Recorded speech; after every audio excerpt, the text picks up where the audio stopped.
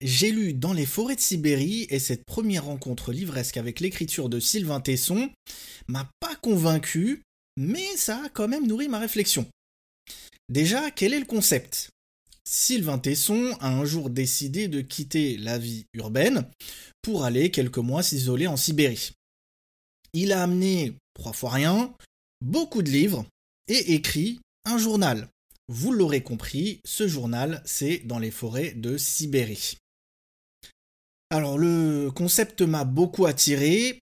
Suivre quelqu'un qui décide de fuir la ville et son brouhaha pour s'isoler à l'autre bout du monde, je trouve que ça a quelque chose de captivant. Je vis en ville, en France, la plupart d'entre vous également, et au-delà même des avis et prises de position de l'auteur dans le livre, le fait de suivre une aventure comme celle-là a suscité en moi un certain nombre de réflexions. Je vis dans une société où tout va vite, où tout doit aller vite. On vit dans un contexte où les maux du siècle sont les troubles anxieux, le stress, le burn-out, la dépression.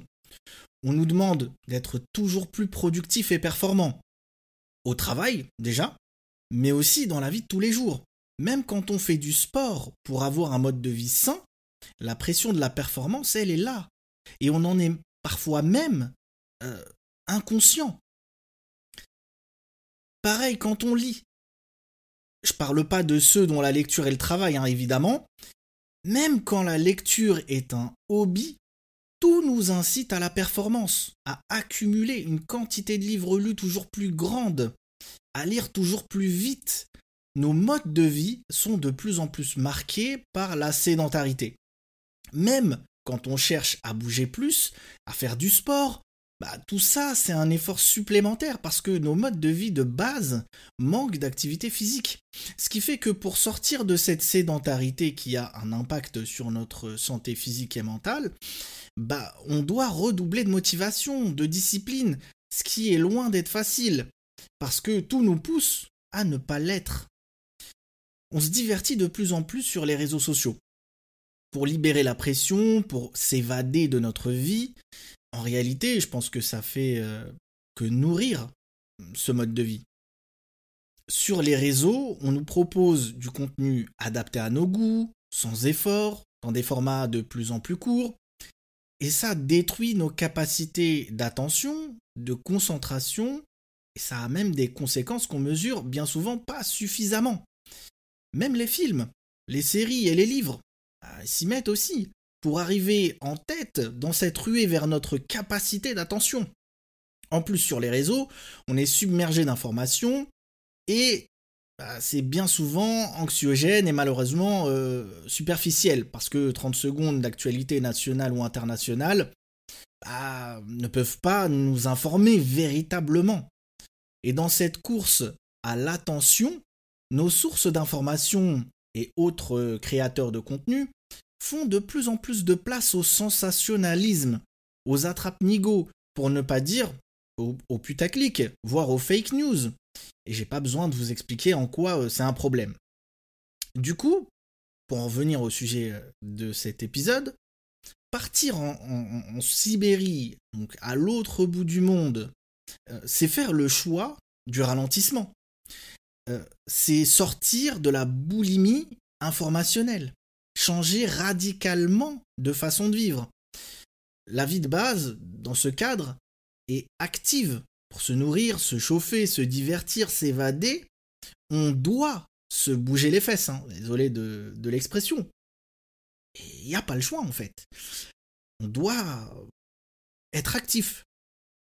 Et c'est en ça que cette lecture m'a attiré. Suivre cette aventure de Tesson m'a fait réfléchir sur nos modes de vie, nos modes de consommation également. Ça m'a questionné. Je me suis demandé quelle vie tu veux vraiment. Alors, c'est pas demain la veille que je vais partir faire bûcheron en Sibérie, mais cette lecture m'a quand même permis, à moi aussi, de ralentir. Ça m'a donné envie de changer certains mauvais automatismes et autres habitudes de vie délétères. Alors maintenant, il y a quand même un revers de la médaille, on va dire dans le concept même du livre. Je trouve que c'est quand même élitiste, bourgeois comme concept, parce que qui parmi nous, la populace, hein, le bas peuple, les sans-dents, comme dirait l'autre, qui peut se permettre du jour au lendemain, comme ça, de quitter sa petite vie faite de galères pour payer le loyer, trouver du travail, ne pas se faire virer, résister à l'inflation? Qui peut se permettre de laisser sa famille, ceux qui sont à sa charge, ses obligations, et tout ça pour 6 mois? Qui peut se permettre de financer tout ça?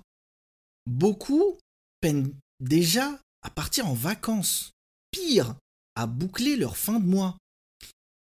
Et puis, les injonctions à ralentir, à avoir un mode de vie sain et tout ce qui s'ensuit, c'est bien beau. Et on est tous conscients de ça. Mais c'est pas aussi simple que ça.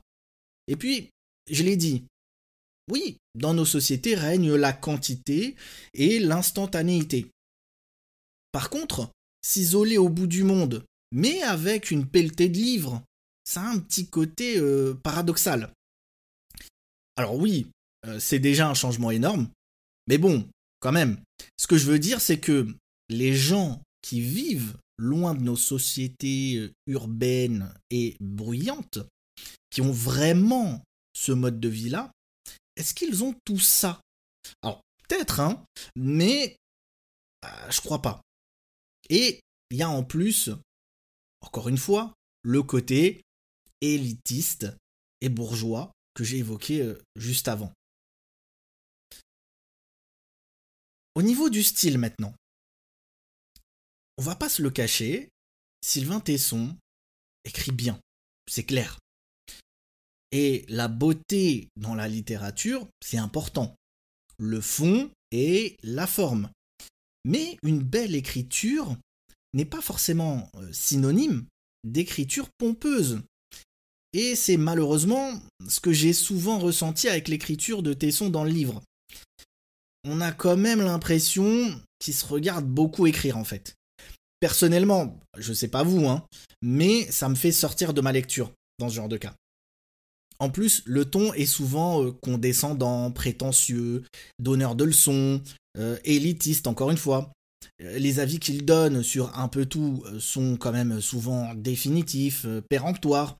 Or, bien trop souvent, c'est pour dire un truc soit vide, soit à côté de la plaque, soit c'est pour asséner des lieux communs. Donc ça fait un peu pchit, comme on dit.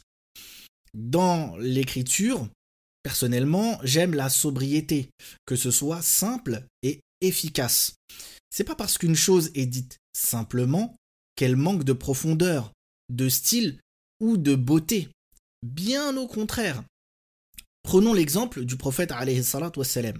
Il avait ce qu'on appelle Jawami' el-Kalim, c'est-à-dire qu'il avait la capacité de dire beaucoup de choses et très profondes en peu de mots. C'est tout un art. Et qu'on ne pense pas que je dis tout ça parce que j'aurais pas le niveau de comprendre des textes compliqués. Sans fausse modestie ni prétention aucune, c'est pas du tout le cas. Par exemple, j'ai lu Du côté de chez Swann de Proust et franchement j'ai beaucoup aimé. Je l'ai apprécié comme une œuvre d'art qu'on admire en fait. Donc franchement, là n'est pas la question. Ce qui me dérange avec Dans les forêts de Sibérie, c'est le côté pompeux, donneur de leçons, élitiste, pour dire des choses pas si profondes que ça quand c'est pas juste à côté de la plaque. Vous l'aurez compris, j'ai pas été convaincu par ma première expérience livresque avec l'écriture de Sylvain Tesson. Mais bon, c'est pas grave, hein, ça plaira peut-être à d'autres. Je dis souvent que parfois, quand on n'aime pas un livre, c'est peut-être juste parce qu'on n'est pas le public visé. En tout cas, comme vous avez pu l'entendre, c'est une lecture qui a suscité en moi pas mal de réflexions, de questionnements, et finalement, est-ce que c'est pas ça le principal ?